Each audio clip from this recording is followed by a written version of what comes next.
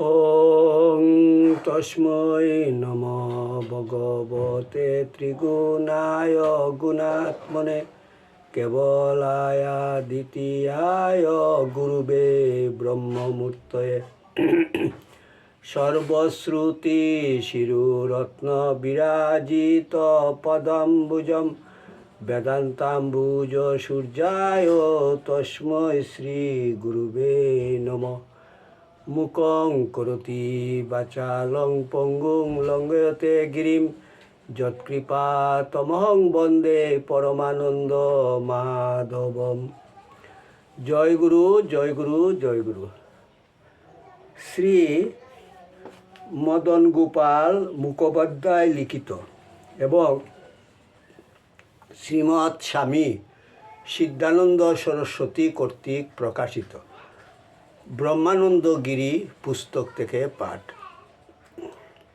ঠাকুর, তোমার শ্রী গ্রন্থ পাঠ তোমার শ্রীচরণেই সমর্পণ করিলাম।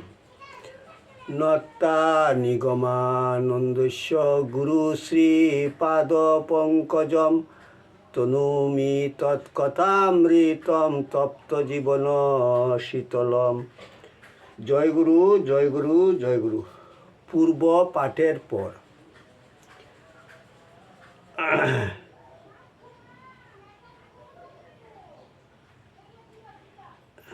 ব্রহ্মানন্দের অবস্থা দেখিয়া রমণী কহিলেন, ঠাকুর, বড় বিচলিত হইয়াছ না?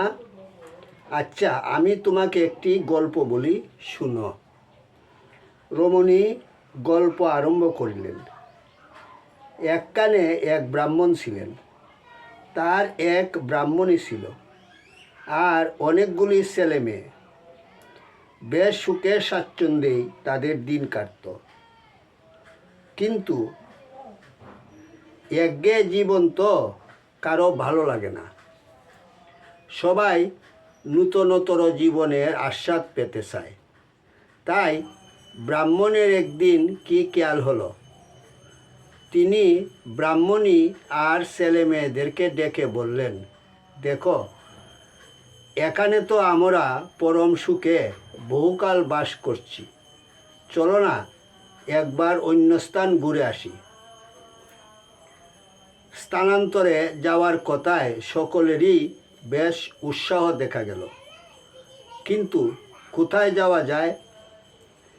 অবশেষে ব্রাহ্মণী প্রস্তাব করলেন যে ব্রাহ্মণী তার বাপের বাড়িতে যান, ছেলেমেয়েরা তাদের মামার বাড়িতে যাবে এবং ব্রাহ্মণ কিছুদিন পরে তার শ্বশুরবাড়িতে যাবেন। সকলেই দিন কতক নানা স্থানীয় হয়ে ঘুরে আসা যাবে। বালক বালিকারা এই কথা শুনেই উচ্চস্বরে হেসে উঠল। সকলেই বলল, তাহলে তো সকলেই একই স্থানে গিয়ে মিলিত হব। ব্রাহ্মণ একটু যেন নির্বুধের ভান করে বললেন, তা হবে কেন? কেউ যাবে বাপের বাড়ি, কেউ যাবে মামার বাড়ি, কেউ যাবে শ্বশুর বাড়ি, এক জায়গায় তো যাবে না। এতে বেশ হাসি উঠল। এই হাস্য পরিহাসের প্রস্তাব কিন্তু অচিরেই কার্যে পরিণত হলো। গৃহিণী সত্তরই তার বাপের বাড়ি চলে গেলেন। ছেলেমেয়েরা ক্রমে ক্রমে তাদের মামার বাড়ি যেয়ে উপস্থিত হলো। গৃহিণী বাপের বাড়ি এসে বেশ হেসে খেলে দিন কাটাতে লাগলেন। বিশেষ কোনো কাজকর্ম নেই। বাপের আদুরে মেয়ে আলস্য আমোদে দিন কাটাতে লাগলেন। ছেলে মেয়েদের খোঁজখবর নেওয়ারও প্রয়োজন নেই। ছেলে মেয়েরাও বাপ মার শাসনের অভাবে বেশ বেয়ারা হয়ে উঠল। যথেচ্ছভাবে নানা খেলাধুলায় দিন কাটাতে লাগলো। বাড়ির কথা সবাই ভুলে গেল। বাড়ি যাবার নামমাত্র করে না, বেশ সুখেই আছে তারা। ব্রাহ্মণ দেখলেন গিন্নি বা ছেলে মেয়েরা কেউ তার নামও করে না, বাড়ির কথা কারো মনেই নেই। সুতরাং তাকে শ্বশুরবাড়ি একবার যেতেই হবে। অজ্ঞতা তিনিও শ্বশুরবাড়ি রওনা হলেন। শ্বশুরবাড়ি এসে ব্রাহ্মণ দেখলেন পরিবার বা ছেলে মেয়েদের কারো বাড়ির কথা মনেই নেই, বাড়ি যাবার ইচ্ছা তো দূরের কথা, বাড়ির কথা তারা সকলেই একেবারে ভুলে গেছে। মামার বাড়ি তাদের আসল বাড়ি বলে মনে হচ্ছে। তিনি অনেক করে গিন্নির মত করলেন, গিন্নি ছেলে মেয়েদের নিয়ে বাড়ি যেতে ব্রাহ্মণকে যথাসাধ্য সাহায্য করবেন, কুলে কাঁধে করে বয়ে নিয়ে যাবেন, এইরূপ প্রতিশ্রুতি দিলেন। ব্রাহ্মণ এইবার ছেলে মেয়েদের প্রত্যেককে বুঝাতে লাগলেন, চলো বাবা বাড়ি চলো, চলো না বাড়ি চলো, এ তোমাদের বাড়ি নয়, তোমাদের বাড়ি কত সুন্দর আনন্দময়, চলো, কেন এখানে বিদেশে পড়ে কষ্ট পাচ্ছ। রমণী এখানে থামিয়া ব্রাহ্মণকে উদ্দেশ্য করিয়া বলিলেন, কি ঠাকুর ঘুম পাচ্ছে, ঘুমালে নাকি? ব্রহ্মানন্দ জাগিয়াইছিলেন। তিনি রমণীকে বুঝিয়াছিলেন, তাহার প্রত্যেক বাসনভঙ্গি ও গল্পের প্রতিটি কথা বেশ মনোযোগ সহকারেই শুনিতেছিলেন। তিনি জিজ্ঞাসা করিলেন, কে সে ব্রাহ্মণ, কোথায় সে ব্রাহ্মণ? তোমার এ গল্প যেন কেমন রহস্যময়, সত্য বলো, তুমি কে? আমি কে? রমণী খিলখিল করিয়া আসিয়া উঠিলেন। সে হাসিতে কি মোহ ছিল জানি না, কিন্তু সহসা সেই গৃহমধ্যে যেন স্বপ্নালোকের সৃষ্টি করল। ব্রহ্মানন্দ মোহিত হইলেন। রমণী সেইরূপ হাসিতে হাসিতেই কহিলেন, তুমিই সেই ব্রাহ্মণ, আমিই সেই ব্রাহ্মণী, আর এই জগৎবাসী আমাদের সন্তান, চলো তাদের ঘরে নিয়ে যাই। এই বাক্যের সঙ্গে সঙ্গেই রমণী আবার অতি উচ্চস্বরে হাসিয়া উঠিলেন। সে হাসিতে ব্রহ্মানন্দ ভীত স্তত্র চমকিত হইয়া উঠিলেন। রমণীর নিকট হইতে দূরে সরিয়া যাইতে চাইলেন, কিন্তু পারিলেন না।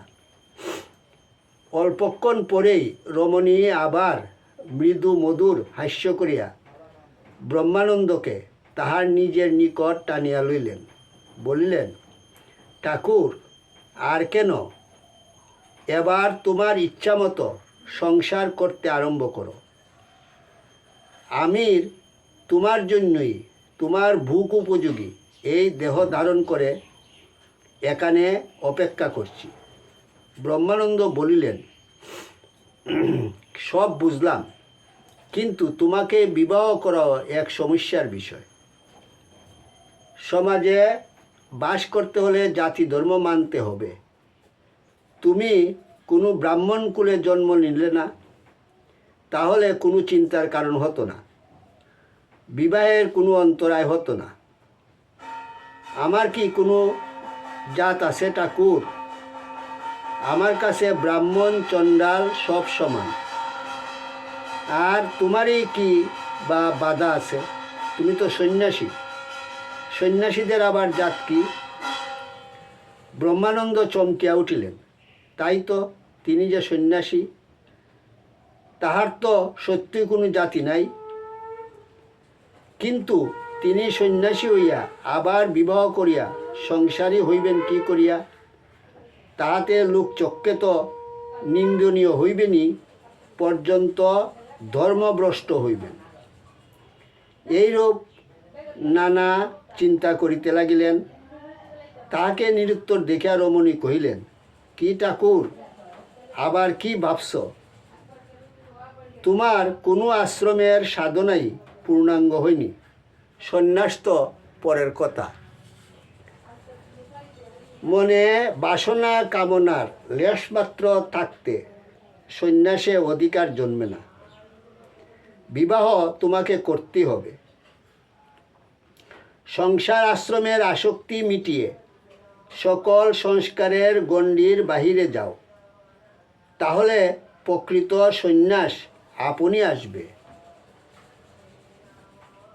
তুমি সন্ন্যাসী এ সংস্কার ভুলে যাও।